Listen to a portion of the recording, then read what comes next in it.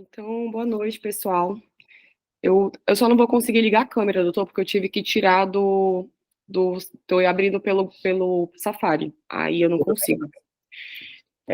Eu vou falar um pouquinho sobre ultrassom obstétrica do primeiro trimestre e vou começar, caso alguém tenha alguma dúvida durante a apresentação, pode perguntar também. Eu tentei organizar da melhor forma possível, porque, de acordo com os artigos e a aula que o doutor me mandou, a ordem era um pouquinho inversa, mas vamos ver se ficou melhor para todo mundo entender, até porque eu acho que os R1s também é o primeiro contato, né, com esse tema. Então, eu comecei falando um pouquinho das vantagens da ultrassom no pré-natal. É um exame seguro, eu acho que isso é uma coisa importante quando a gente pensa em gestante. Não invasivo, geralmente tem uma boa aceitação, e os benefícios eu vou falar um pouquinho para frente. Nós temos duas vias para conseguir fazer a ultrassom nesse primeiro trimestre. Geralmente a gente usa a via transvaginal de 7 a 9 semanas. Algumas gestantes fazem antes, até porque a gente já tem algumas estruturas que aparecem antes de 7 semanas, vocês vão ver um pouquinho para frente, mas o período ali preconizado é de 7 a 9 semanas por via transvaginal, e de 11 a 14 semanas a gente faz por via abdominal, principalmente por conta da medida de translucência nucal, que a gente vai explicar um pouquinho mais para frente. Eu deixei um pouquinho explicado aqui, porque eu acho que a gente tem que lembrar, até porque vão ter outras aulas, né, quais que são os trimestres da gestação. Então, a gente tem o primeiro trimestre de 0 a 12 semanas, que é no caso que a gente vai apresentar hoje, o segundo trimestre de 13 a 24, o terceiro de 25 semanas até o parto, né, que no caso pode chegar até 40 ou 41 semanas. A OMS, ela preconiza algumas ultrassons em alguns períodos de cada trimestre. No caso do primeiro trimestre, é escolhido uma única ultrassom. Lógico que a gente sabe que algumas gestantes fazem mais de uma ultrassom, mas caso realize uma, como a OMS preconiza, é de 11 a 14 semanas, justamente para a gente fazer o estudo ali de aneuploidias, de doenças do feto. Os principais causas de urgência e emergência no primeiro trimestre que vão levar a gente a fazer uma ultrassom fora desse período. No caso, é um abortamento ou suspeita de aborto, uma suspeita de gestação ectópica, que a gente também vai falar um pouquinho mais para frente, ou doença trofoblástica gestacional. Os dois primeiros itens, eles têm alguns sintomas que levam a gestante até o pronto-socorro, ou até o hospital para poder fazer os exames. A doença trofoblástica gestacional geralmente tem os sintomas mais brandos, pode ser ou não um achado.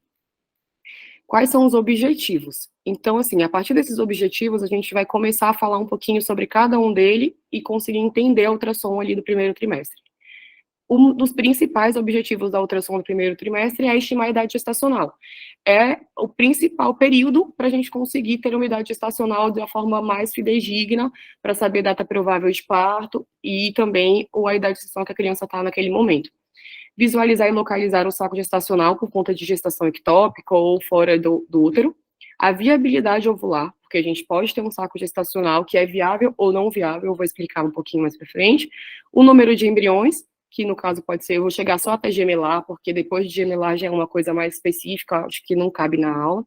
A sonoembriologia, que é saber o que a gente precisa ter em cada período da gestação, e o rastreamento de marcadores, que o principal é a translucência nucal, mas a gente também tem o osso nasal e o ducto venoso. Dá para ver que eu tô com o mouse mexendo? Só para saber. Dá sim. Tá. A avaliação do corpo lúteo e as malformações uteroaxiais, porque às vezes a paciente nunca fez uma ultrassom, a gente pode encontrar ali um mioma ou alguma outra coisa que possa inferir ou prejudicar a gravidez. O desenvolvimento cronológico para a gente ter uma noção do que vai acontecendo. Primeiro vai surgir o saco gestacional, a vesícula vitelínica, o embrião, vamos ver batimento, cavidade amniótica e a placentação. Geralmente é nessa ordem, e eu vou explicar um pouquinho sobre cada uma para a gente conseguir identificar cada estrutura na ultrassom e saber o que está correto ou não. A primeira estrutura anatômica visível, né, na ultrassom é o saco gestacional, que geralmente é uma estrutura cística, hipoecogênica, circular, e principalmente a gente tem que entender que ela vai estar dentro de um dos folhetos. E tem o sinal do duplo halo que eu vou mostrar mais para frente. Por que a gente tem que entender que ela é paracêntrica na decídua? Porque quando a gente não está com esse saco gestacional ali dentro da decídua, a gente pode ter um pseudosaco, que no caso é só um líquido entre os folhetos ali do endométrio. Então, isso não é um saco gestacional. Então, a gente pode se confundir. Eu vou mostrar algumas imagens que vai dar para entender melhor isso. A gente consegue ver por via vaginal, mais ou menos com 5 semanas e meia, e com via abdominal com 7 semanas. Por esse motivo, a gente também consegue fazer via vaginal antes, porque a gente consegue visualizar melhor a imagem. É um sinal confirmatório de gravidez uterina precoce, entendendo que a gente confirma que tem uma gravidez, mas a gente ainda não consegue confirmar se é uma gravidez viável ou não. E a velocidade de crescimento desse saco gestacional é de 1 milímetro por dia, é uma velocidade até importante.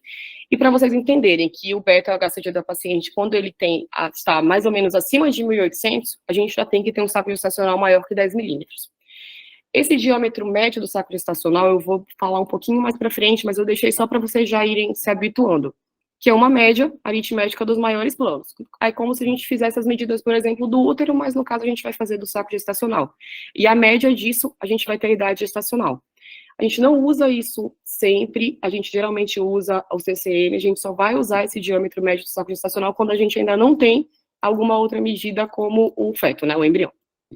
Aqui tem algumas imagens do saco gestacional. No caso, vocês conseguem ver que ele está localizado em um dos folhetos, tá? É anecoico, circular, tem um halo, que é o halo hiperecogênico.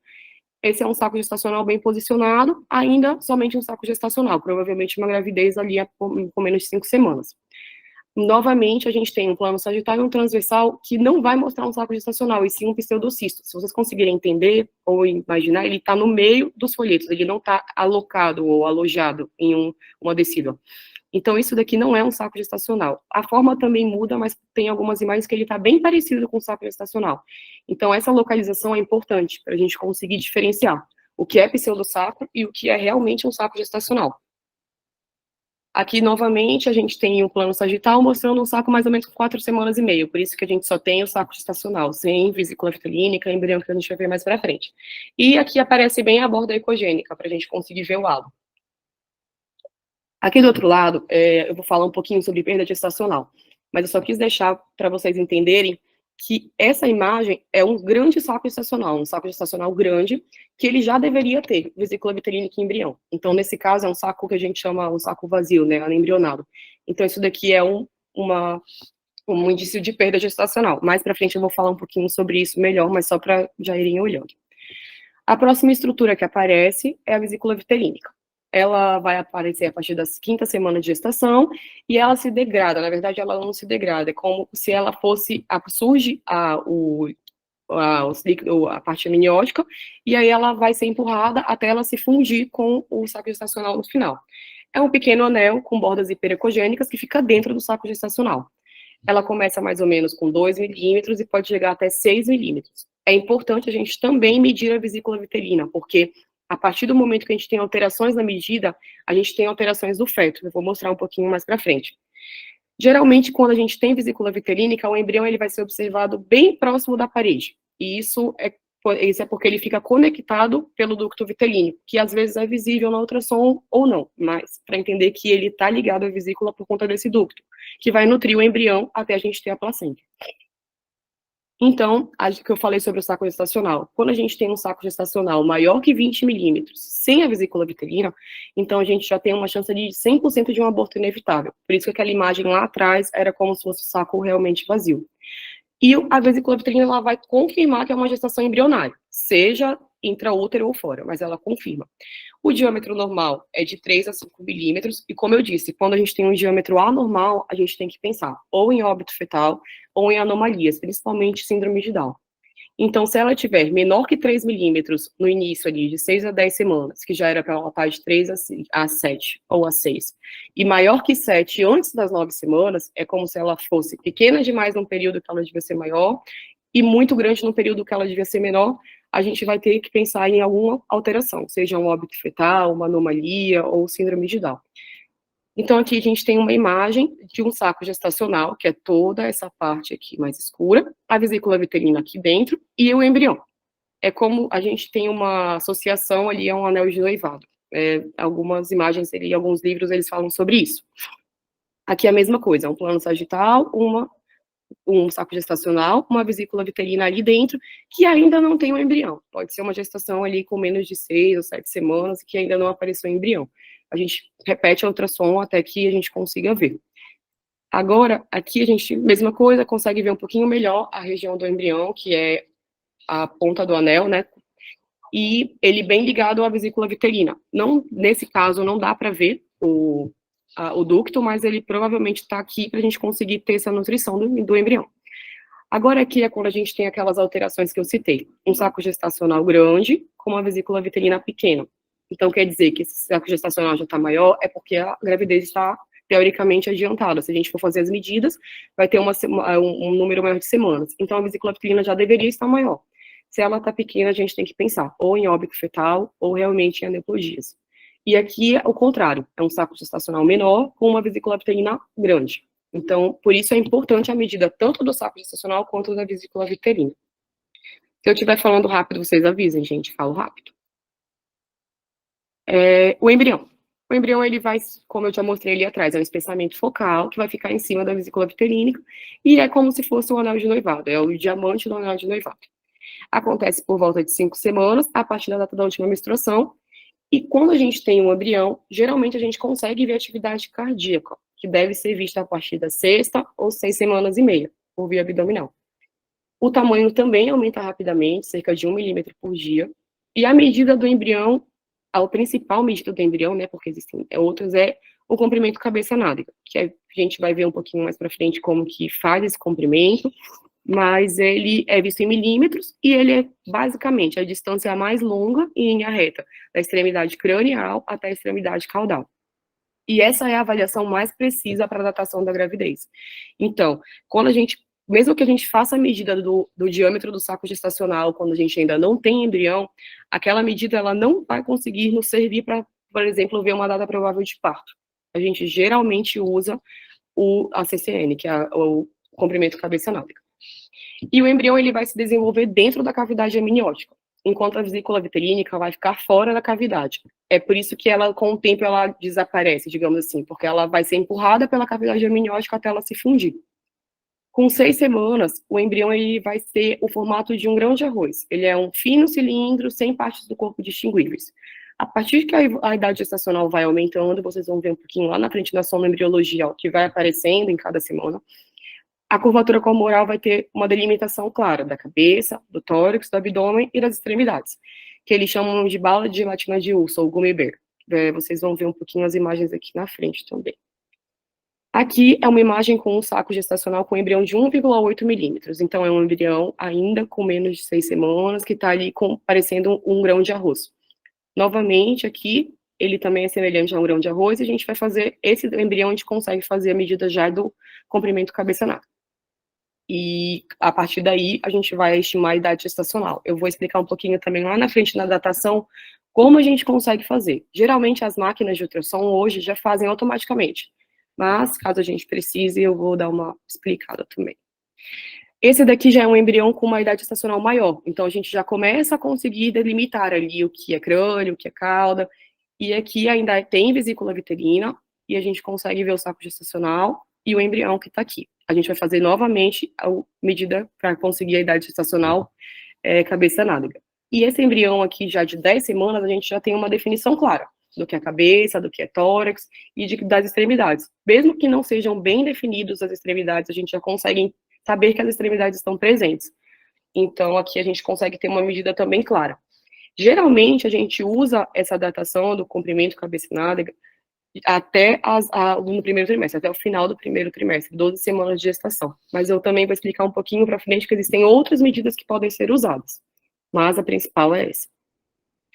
A frequência cardíaca embrionária, que acontece por volta da 5ª semana, ainda de uma forma um pouco desorganizada, mas a gente tem que pegar um corte transverso ou longitudinal do coração fetal. Então, a gente vai usar o modo M para obter 6 a 10 ciclos cardíacos durante o repouso. A frequência geralmente é calculada pelo próprio aparelho. É como se a gente fosse ver a frequência do Doppler ali. Em uma gestação normal, a frequência, a gente tem que entender que cada período da gestação, a frequência vai se comportar de uma forma.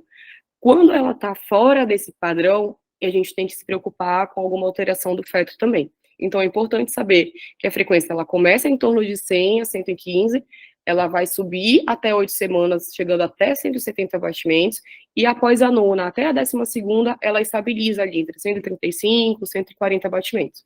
Então, se a gente tiver algo fora disso, nós temos que começar a preocupar e fazer alguns outros exames investigatórios.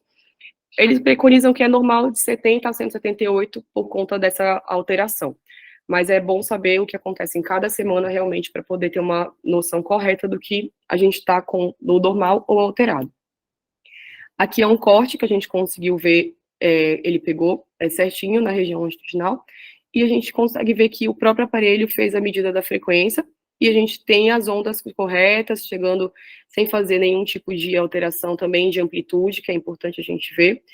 E se caso a gente queira ver algo um pouco mais aprofundado disso, seria a ecocardiografia, que é uma ultrassom morfológica. No caso da ultrassom obstétrica do primeiro trimestre, a gente consegue ver a onda e ver o número de batimentos cardíacos, se está ou se tem, né, o BCF ou não. Porque também a gente pode ter o saco gestacional, o embrião e não ter batimento cardíaco, que aí lá na frente a gente vai ver sobre abortamento. E o saco amniótico, que se desenvolve em torno do embrião, então, é como eu expliquei lá atrás, o embrião vai ficar dentro do saco amniótico e a vesícula vitelínica fora do saco amniótico. Ele é menos ecogênico que a vesícula vitelínica, e o crescimento está relacionado com o crescimento do embrião, até porque ele vai estar intimamente ligado lá dentro.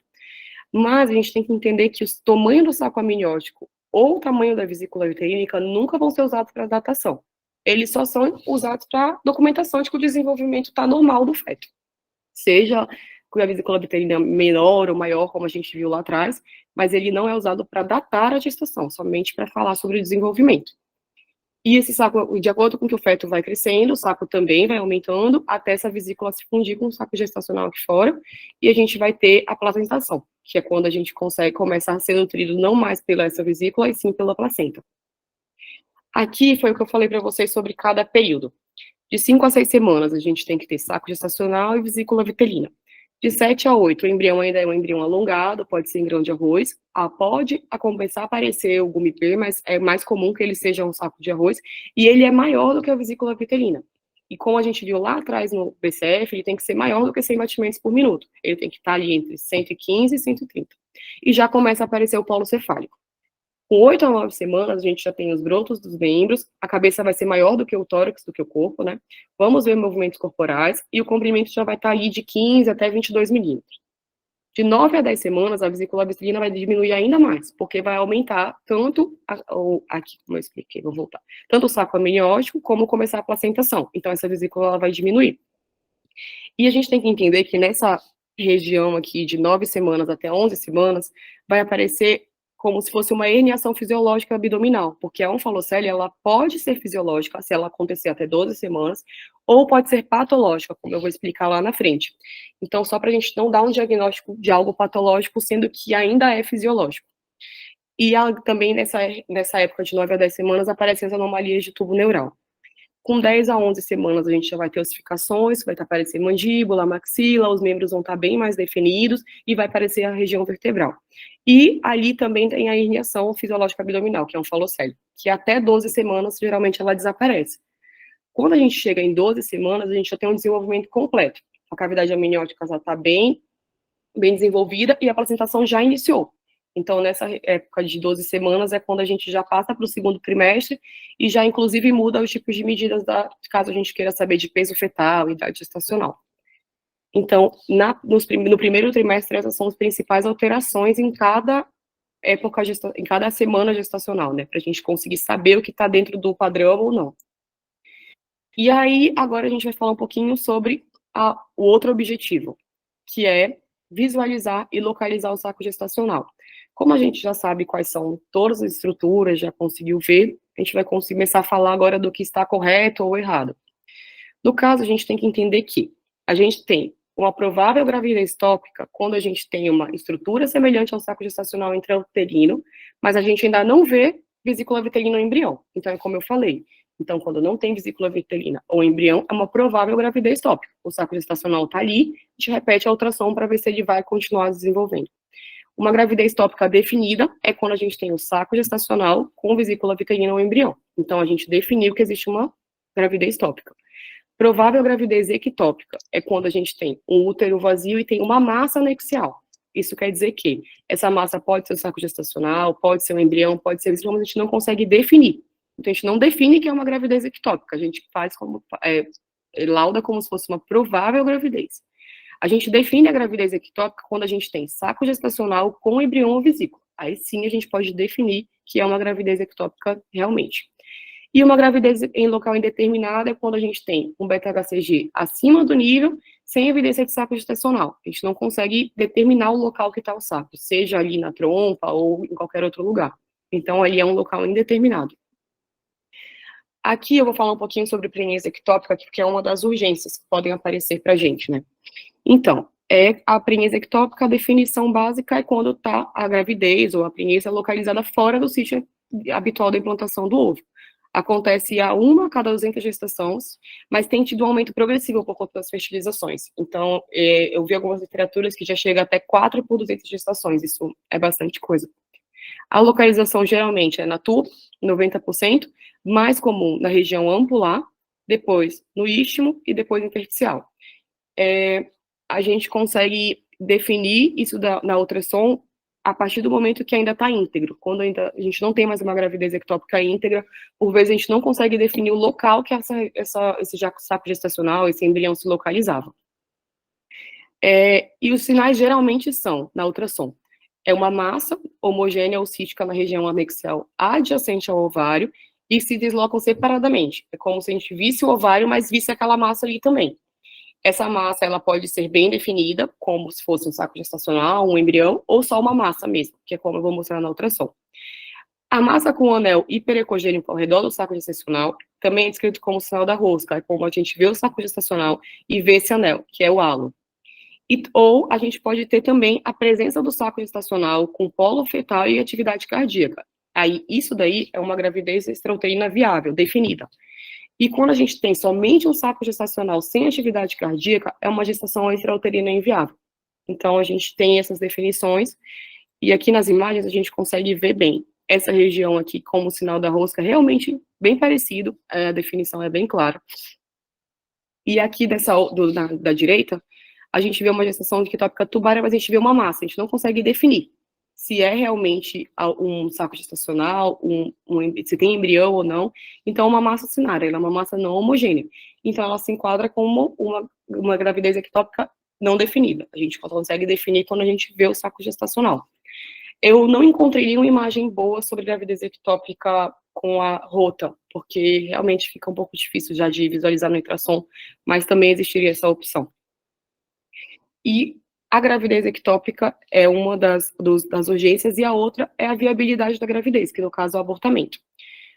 A viabilidade é a capacidade do feto viver de forma independente fora do útero. Isso vai acontecer a partir do momento que ele tem atividade cardíaca. E quais são os sinais de alerta sobre a viabilidade? Geralmente, os artigos falam sobre a gente repetir a ultrassom em uma semana. Esses sinais de alerta a gente tem que repetir com uma semana para confirmar. Se o embrião tiver um comprimento menor que 7 milímetros, sem batimento cardiofetal, é uma gestação não evolutiva. Isso a gente pode descrever, inclusive, no laudo. Se o saco gestacional é menor que 25 e o embrião não foi identificado, desculpa, é maior aqui, tá errado, tá? É uma gestação inviável. É como a gente falou, a gente tem um saco gestacional maior que 25 milímetros, mas a gente não tem nem embrião, nem vesícula uterina. Então, é uma gestação realmente inviável. Provavelmente vai progredir com o aborto. Se a gente tem um saco gestacional maior que 16, menor que 25, sem vesícula e sem embrião, é uma gestação incerta. Então, isso ainda pode desenvolver. A gente repete a ultrassom com uma semana. Se o saco gestacional aumentar para 25 milímetros e mesmo assim continuar sem vesícula e sem embrião, aí realmente vai ser uma gestação inviável. A gestação inviável, ela pode ser classificada como anembrionada, óbito embrionário ou a gestação ectópica mesmo. Então, o embrião, que é o que eu citei ali acima, maior do que 7 sem o batimento, saco gestacional sem o embrião identificado, ou a gente tem um exame anterior que comprova que o embrião é do mesmo tamanho desse próximo exame. Então, realmente não houve crescimento, não houve desenvolvimento do embrião ou do saco gestacional. Então, essa se torna uma gestação inviável. Aqui, a gente já tem um outro padrão, que são os indicativos de falência ou perda gestacional. É um pouquinho confuso também, mas a gente tem que entender que aqui são alertas de gestações inviáveis, e aqui a gente já tem indicativos de perda gestacional. Então, a gente tem que entender que 10 a 15% de todas as gestações vão terminar em perda, né? O número de abortos, principalmente no primeiro trimestre, é um número alto. Uma das principais causas são as trissomias. Então, a gente tem, geralmente, se tem um teste positivo, um beta-HCG acima do limite, e o saco gestacional não foi visualizado. Então, a gente tem que entender o que poderia acontecer nesse caso. Pode ser um abortamento incompleto, aí a gente vai ver lá na frente que vão ficar alguns restos durante, que vai dar uma alteração na ultrassom. Tem que procurar os anexos para ver se não é uma gravidez ectópica.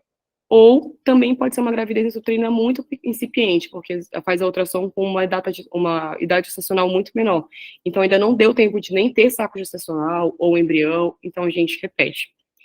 Então, as outras a gente repete também aqui embaixo, que a gente já falou lá atrás, que são as viabilidades, que é o saco gestacional, o comprimento sem BCE, e a gente também tem que entender que existem embriões com atividade cardíaca fora do esperado, que foi como eu falei quando a gente citou sobre a atividade cardíaca. Quando a gente tem esses embriões com atividade cardíaca fora do esperado, a gente tem que investigar, seja com ultrassom morfológico, ou seja fazendo ultrassons seriados, para ver se isso vai melhorar ou não. Porque pode ser que essa gestação se torne inviável ou evolua para um óbito fetal. O hematoma subcoriônico, ele pode acontecer com ou sem sangramentos, e não quer dizer que com o hematoma isso vai evoluir para um aborto.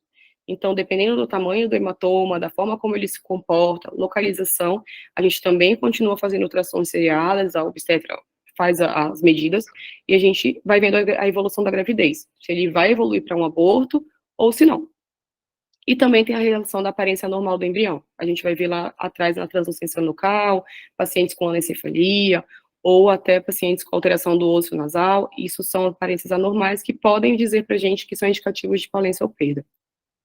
Aqui a gente, como eu falei sobre o aborto incompleto, que a gente tem um útero que ele está com sinais até de endometrite, assim, a gente não consegue definir bem onde está o endométrio, aonde que estão as porções do útero. Então, aqui, provavelmente, o paciente... E não localiza saco gestacional. Então, provavelmente, o paciente teve um aborto, mas ainda tem restos. Aqui, a gente consegue ver aquela parte do saco gestacional que eu falei, sem a vesícula vitelínica. Então, a gente pode ter saco gestacional sem vesícula vitelínica quando a gravidez é inicial. E dependendo do tamanho do saco gestacional. Se for um saco gestacional maior que 25 milímetros e não tiver embrião ou vesícula vitelina, a gente já fica atento a um provável aborto ou uma gestação inviável. Nesse caso, é um saco gestacional menor, o diâmetro dele era de 12 milímetros, não tinha vesícula vitelínica, até aí tudo bem. Eles repetiram após uma semana, aqui não vai dar para ver bem, mas o diâmetro dele chegou em 34 milímetros, e ele continuou sem vesícula vitelina. Então, realmente, é uma gestação anembrionada que vai evoluir provavelmente para um aborto. Nesse caso, a gente vai falar sobre os sangramentos subcoriônicos.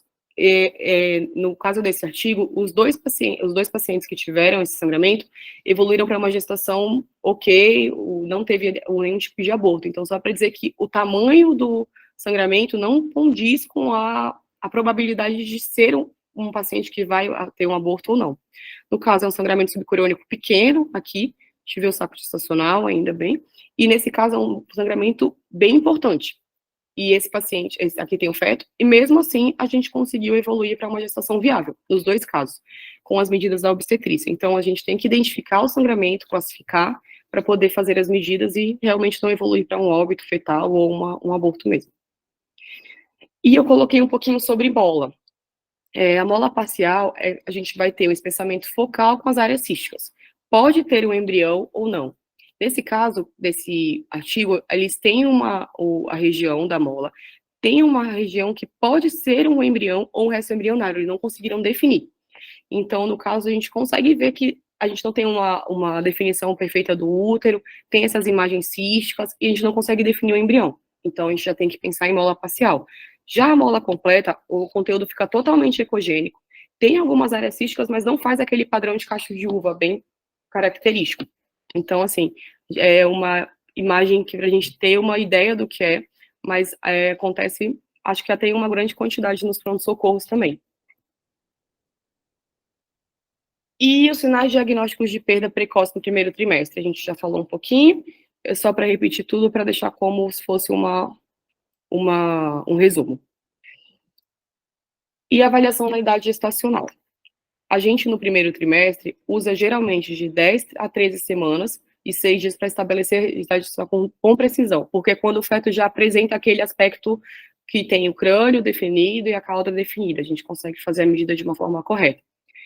E a idade gestacional, ela representa a idade após a concepção, mais 14 dias. Por isso que a gente vai usar, vocês vão ver lá na frente as somas que a gente consegue fazer. Se a gente for usar a DUM, que é a data da última menstruação, não vai bater geralmente com a idade gestacional que a gente faz pela ultrassom. E o tamanho, é o que eu falei aqui, que o tamanho embrionário fetal é a idade pós-concepção. Existem 3 medidas simples. O diâmetro médio do saco gestacional, que a gente usa geralmente quando o embrião não é visualizado. Esse diâmetro médio, sempre lembrar que ele não é usado para falar sobre data provável de parto. A gente não consegue definir exatamente a idade gestacional de uma forma fidedigna para levar até isso. O comprimento do embrião, o comprimento cabeça-nádega, que é o principal, mais fidedigno, e o diâmetro biparietal, que é usado no primeiro trimestre tardio, de 12 a 13 semanas, ou quando a gente tem um comprimento cabeça-nádega maior do que 84 milímetros. Eu vou falar um pouquinho ali na frente também. E aí, sobre a data da variação, se a idade das medições de biometria variarem da data menstrual por mais de 5 a 7 dias do primeiro trimestre, a ultrassom é utilizada para usar para a data provável do parto, principalmente se for feita a partir do comprimento cabeça-nádega. Então, a gente tem que entender que sempre que a gente tiver uma diferença de 5 a 7 dias para mais da idade menstrual, que é a data da última menstruação, a gente vai considerar a data correta a data da ultrassom. Isso acontece bastante, porque geralmente as mulheres não lembram a data da última menstruação, então existe essa regra para a gente conseguir saber exatamente qual que vai ser a data da idade gestacional e da data provável do parto. A primeira medida que eu vou deixar para vocês é o comprimento cabeça-nádega, porque é o mais importante, o mais preciso. Ele pode ser realizado tanto por via transabdominal quanto transvaginal, e ele é basicamente a linha média entre a cabeça e a nádega mais próximo de 90 graus. Os pontos finais da cabeça e da nádega devem ser definidos de forma clara, então a gente tem que tentar achar o melhor ângulo do embrião para a gente conseguir saber exatamente onde começa e onde termina, sem pegar ali o saco amniótico ou alguma outra coisa. Como eu falei, a idade da concepção é diferente da idade cronológica. Então, a idade gestacional em dias, caso a máquina de ultrassom não calcule automaticamente, que é o que geralmente acontece, é o comprimento em milímetros mais 42. E isso a gente vai ter em dias a idade gestacional. E aí depois a gente consegue transformar isso em semanas. Como foi citado anteriormente, se o comprimento for maior que 84 milímetros, a gente já começa a avaliar pelo diâmetro biparietal ou do perímetro cefálico. O diâmetro biparietal é um plano que atravessa o terceiro ventrículo e o tálamo. Eu vou mostrar uma imagem, vai ficar um pouquinho mais fácil de entender. Já o perímetro cefálico, ele é geralmente mais usado no segundo e terceiro trimestre, e ele vai passar pelo tálamo e o terceiro ventrículo, mas a gente tem que ver alguns outros marcos, que é o cávum septum pelustro, que fica na parte anterior, e o hiato tentorial, que fica na parte posterior. Então, aqui é uma imagem bem clássica, que a gente consegue definir bem a cabeça, bem a cauda, consegue deixar a imagem bem ajustada na tela e ter uma definição correta do que é crânio e do que é cauda para fazer a medida bem fidedigna. Essa aqui é o diâmetro biparietal, que a gente consegue fazer a partir das duas medidas, e aqui é a circunferência craniana, que a gente tem que definir bem onde está o cavo e o septum pelustro, tanto que está posterior e anterior. Quando a gente consegue ver essas imagens, assim a gente pode fazer as medidas. Caso não seja possível visualizar, a gente usa o biparietal. Só para ficar bem claro isso. Aqui é só para deixar para vocês também como faz a medida no primeiro trimestre com o saco gestacional. Ele é visualizado a partir da quarta até 4 semanas e meia. Ele vai medir cerca de 2 a 4 milímetros, e lembrando que ele é localizado na descida, em um dos folhetos. Ele é calculado pela média dos maiores diâmetros nos planos, sagital, coronal e transversal. Então, a gente usa como se fosse uma medida de qualquer outra estrutura. Não é recomendado para estimar a data provável de parto, e a idade gestacional dele é diferente lá do crânio caudal, que era 44, aqui é mais 30. E quando a gente tem, lembrando novamente, um diâmetro maior que 25 sem embrião, o diagnóstico de perda gestacional. Aqui a gente está vendo exatamente o saco gestacional e as medidas tanto no corte transversal quanto sagital. E a partir daí a gente vai fazer a média dessas 3 medidas e mais somar com 30 dias, no caso, e vai dar a idade gestacional em dias. E agora a gente vai falar um pouquinho das anomalias cromossômicas. Nós temos a principal avaliação acontece pela translucência nucal, mas também a gente pode usar o osso nasal, que ele vai ser definido como presente, ausente ou hipoplásico. Mas lembrando que o osso nasal, ele é exclusivo para a trissomia do 21. Então, a gente consegue usar realmente para pacientes com síndrome de Down. Diferente da translucência nucal, que a gente consegue ver, ele consegue ser associado a diversas outras anomalias. E o ducto venoso, que é quando a gente vai ter uma onda reversa, é geralmente visto no morfológico pelo eco fetal. A principal, que é a translucência nucal, é mais comum nas malformações fetais estruturais ou síndromes gênicas. Os possíveis mecanismos que podem aumentar a translucência são as disfunções cardíacas, que geralmente são associadas a pacientes que têm trissomia do 21 ou qualquer outro tipo de anomalia cromossômica, congestão venosa na cabeça e no pescoço, que também acontece com esses pacientes, principalmente o Down, que tem o nariz em cela, alterações na composição da matriz, falha da drenagem linfática, por conta da alteração do retardo do sistema linfático, a limitação dos movimentos fetais por anemia ou hipoproteinemia, e a gente tem que medir, geralmente, entre 11 e 13 semanas e mais 6 dias. É o período mais fidedigno para que isso seja pedido. E ele corresponde a um comprimento de 45 a 84 milímetros, quando o feto está entre esse período aí de padrão. Para medir a translucência nucal, a gente tem que ter um pouco de cuidado, porque ali próximo a gente consegue pegar o saco amniótico. Então, é uma medida importante, que a gente vai dar uma notícia importante também para a família. Então, a gente tem que tentar fazer com que isso seja feito da forma mais correta possível. Então, aqui tem alguns aspectos técnicos que ajudam a gente a fazer da melhor forma. Então, a gente tem que ter as margens da translucência com as bordas bem delimitadas. O feto no plano sagital médio, a gente tem que ter o feto nesse plano.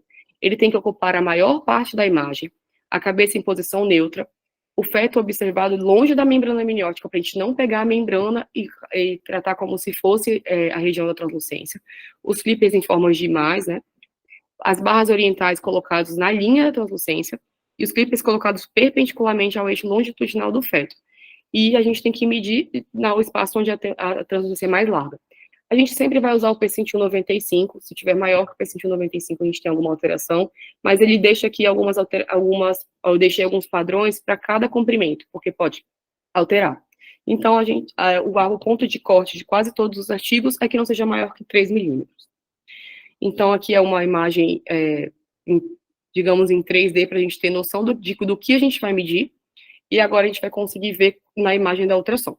Então, no caso desse feto aqui, a gente tem uma nitidez das linhas da translucência, os clippers estão na forma que é o positivo, on-to-on, o feto está em posição neutra, porque a gente consegue ver aqui o queixo dele não está encostando, está no plano sagital, e a gente está com uma imagem que está, digamos, magnificada, ela está focada no que a gente quer ver. Então, a gente tem uma imagem correta, que a gente vai conseguir fazer uma medida da translucência nucal de forma correta. Nesse caso, foi 1,8 milímetros. Aqui a gente também tem uma outra imagem para mostrar novamente que o feto está no plano sagital, está de forma correta, consegue delimitar bem, e aqui foi no caso de 1,2 centímetros.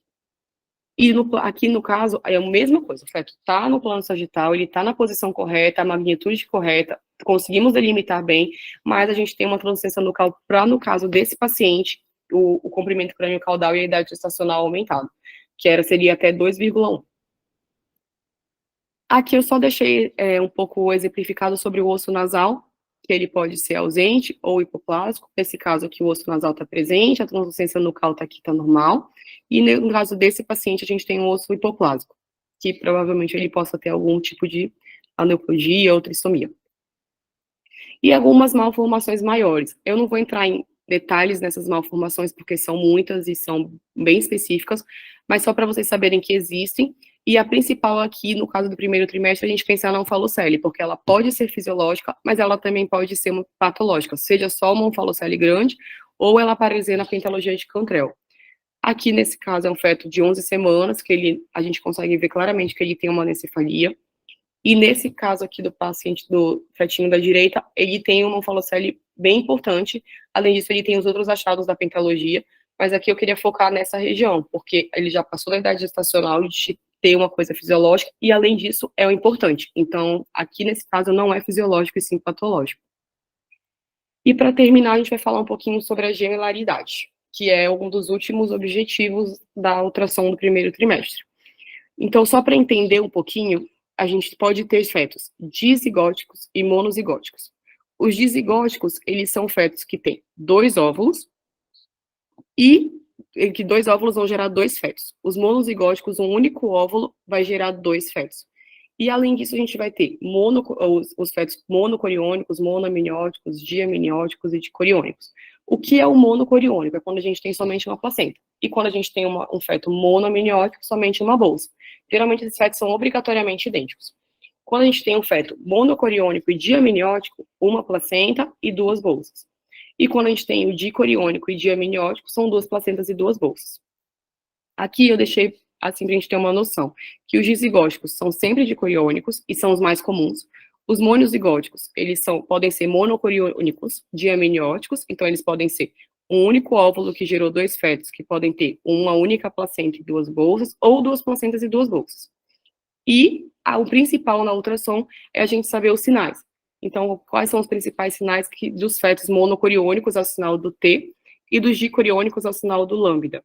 Quando é monocoriônico, como eu já expliquei, que é uma placenta, e quando é dicoriônico, são duas placentas separadas, e todos vão ser diamnióticos.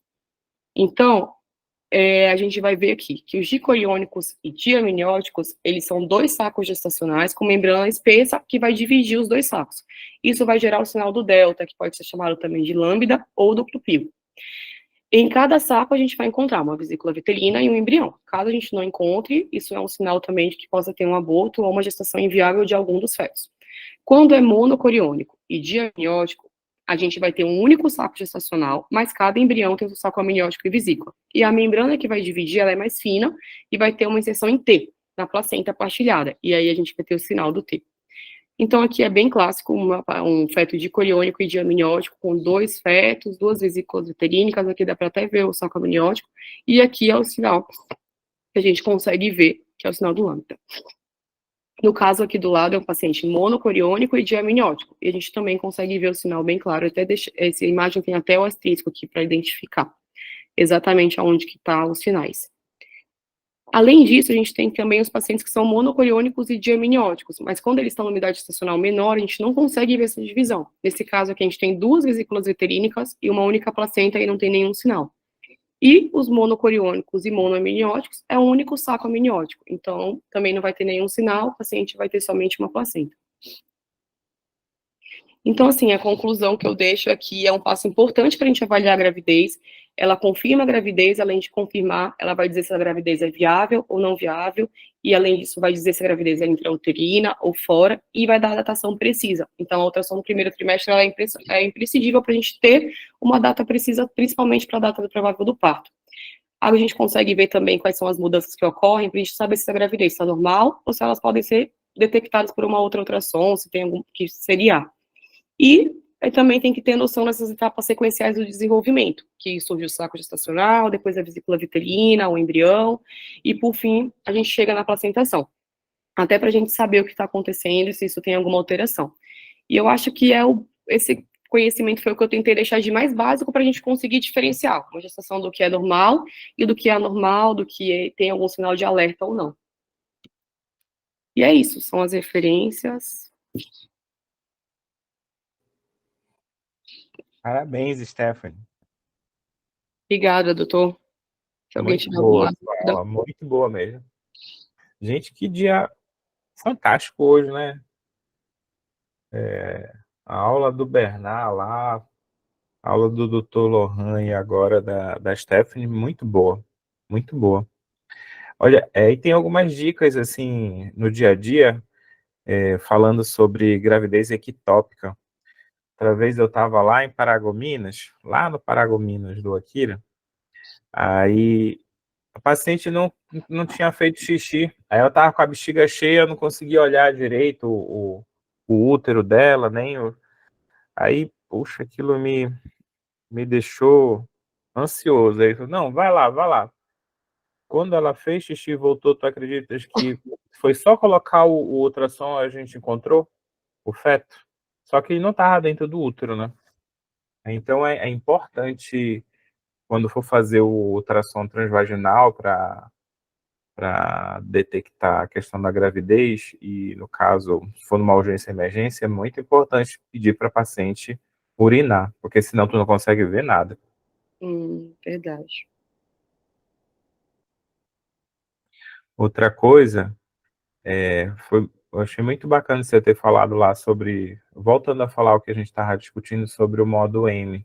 Ah, sim, vou falar aqui. O modo M, ele é bom para ver o ritmo cardíaco, né? A gente acaba vendo a questão da parte do ventrículo e do átrio, e nesse slide aqui tá como um Doppler espectral, né? Sim. Aí aqui tem que só tomar cuidado, porque o Doppler espectral tem os efeitos biológicos, ele pode sobreaquecer o feto, então o modo M é o mais indicado. Tá.